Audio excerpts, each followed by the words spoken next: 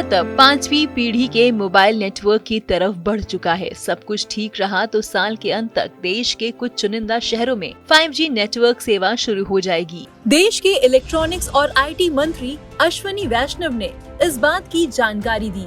मौका था IIT मद्रास में 5G कॉल की टेस्टिंग का। अश्वनी वैष्णव ने अपने फोन से वॉइस और वीडियो कॉलिंग करते हुए इंजीनियर्स को बधाई दी। अश्वनी वैष्णव ने इस बात की खुशी जताई थी कि ये पूरा इंफ्रास्ट्रक्चर भारत में ही बनाया गया है, किसी दूसरे देश के संसाधनों का यूज नहीं किया गया है। इस तरह भारत ने 2018 में जो स्वदेशी 5G टेस्ट बेड प्रोजेक्ट शुरू किया था वो साल के अंत तक पूरा होने की उम्मीद है। बता दें कि 2018 में सरकार ने देश के प्रमुख तकनीकी संस्थानों में 5G नेटवर्क के रिसर्च और डेवलपमेंट के लिए 224 करोड़ का बजट अलॉट किया था। 3.5 साल के R&D के बाद 17 मई को telecom regulatory authority of India की सिल्वर जुबली के मौके पर PM मोदी ने 5G टेस्ट बेड लॉन्च किया। बता दें कि इस 5G टेस्ट बेड को 8 संस्थाओं ने मिलकर तैयार किया है, जिसका नेतृत्व IIT मद्रास ने किया। उम्मीद है कि ये प्रोजेक्ट इस साल के अंत तक पूरा हो जाएगा। इसके अलावा देश की लीडिंग टेलीकॉम प्रोवाइडर्स कंपनियां भी अपने स्तर पर 5G टेस्टिंग कर चुकी हैं। इनमें रिलायंस जियो,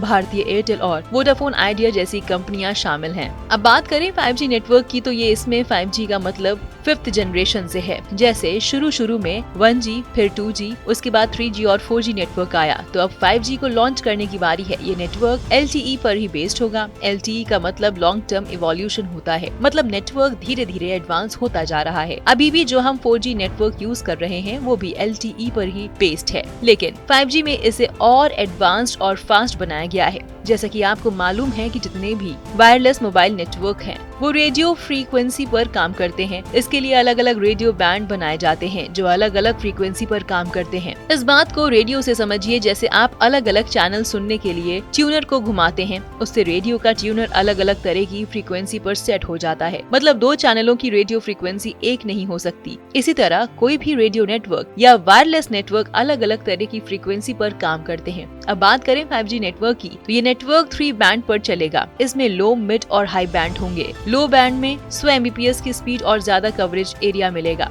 यानी कम टावर लगाने पर भी ज्यादा लोगों को मोबाइल नेटवर्क सर्विस मिलेगी। जबकि मिड बैंड में स्पीड बेहतर तो मिलेगी लेकिन इसका कवरेज एरिया कम होगा, यानी इस बैंड का इस्तेमाल करने के लिए मोबाइल टावर पास लगाने पड़ेंगे जिनमें खर्च ज्यादा आएगा। इसका इस्तेमाल किसी सीमित क्षेत्र जैसे किसी कंपनी, फैक्ट्री या तकनीकी संस्थान में किया जा सकता है। वहीं हाई स्पीड बैंड में 20 Gbps तक की स्पीड मिलने का दावा किया गया है, लेकिन इसके इंफ्रास्ट्रक्चर पर खर्च ज्यादा आएगा। तो पहले चरण में लो बैंड नेटवर्क का ही विस्तार किया जाएगा।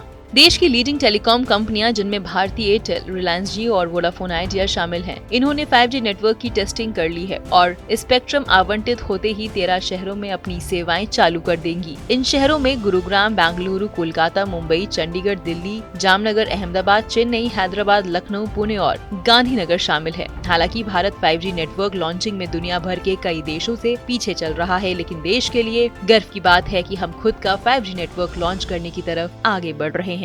इस वीडियो पर क्या है आपकी राय? कमेंट सेक्शन में जरूर बताएं। बाकी देश और दुनिया की तमाम मुश्किल खबरों को आसान भाषा में समझने के लिए सब्सक्राइब करें हमारा डिजिटल चैनल नो दिस।